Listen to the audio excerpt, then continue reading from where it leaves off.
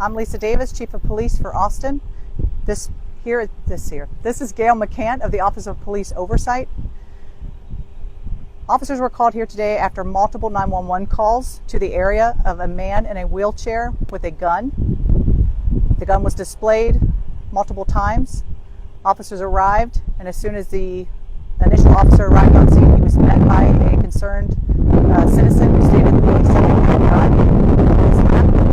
Officers moved a little closer in his vehicle, did see a gun in the man's lap, but he put that over the radio. At that time, the subject started up the ramp on the bridge, going away from the officer. The officer was a good 50 to 75 feet away from the subject with his rifle in hand.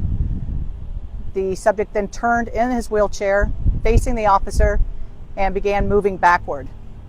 At that time, the officer gave multiple commands for him to drop the gun. At that point, the subject raised the gun and pointed it at the officer. The officer fired, I believe, 6 rounds. Unfortunately, the subject is deceased, and the weapon that we have recovered was a Glock replica BB gun. Again, a seriously unfortunate incident that no one wants to be involved in. These cops don't want to be involved in these situations. The citizens here in this community, again, it's just it's a tragic incident. Take a few questions.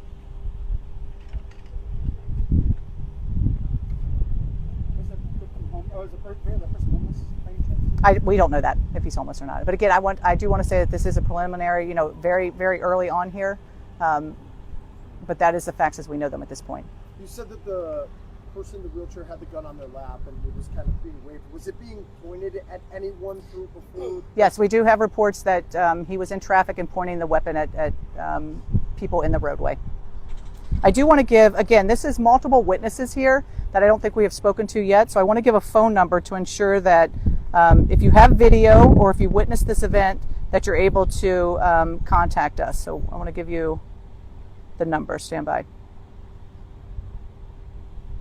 Okay, please call our APD Special Investigation Unit at 512-974-5032. That's 512-974-5032. If you have any information, any video, or you witnessed any of the events that surrounded this.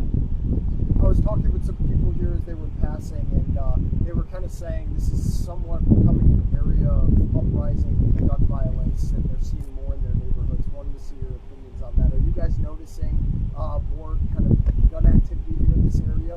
I'm not sure about this specific area. Look, we've got some hotspot locations within the city, of course, that we're addressing through more visibility, some more crime strategies. So whether this is that area, I don't know about that. Was the person known to law enforcement or at least to the area, like as far as like being a regular with the gun? Yeah, I don't know that. Was did the suspect take any shots at the officer, or was it just? No, he raised the gun and pointed it at the officers at that time. So I think it's important to recognize, one, that the officers are okay. The officer that arrived here is okay, and we need to address that.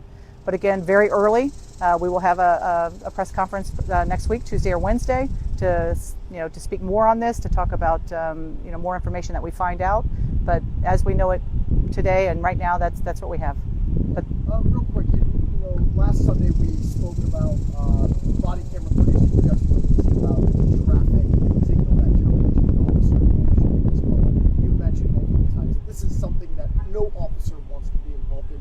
Do you have concerns about more of these officer-involved shootings happening? Are you seeing more of those happening across the city? Well, I think it's unfortunate anytime. Again, and that is the truth. No officer comes to work, gets ready, puts his uniform on, walks out the door wanting to be involved in an officer-involved shooting. These take their toll mentally on these officers and what they go through here. But the thing is, to have a gun pointed at you, that's the ramifications of that. So again, complex issues that absolutely occur in a matter of split seconds, and that's what these officers have to deal with on a daily basis. So I think that's it for questions. Again, we'll talk more on Tuesday or Wednesday. We'll let you guys know when that's going to be. But thank you.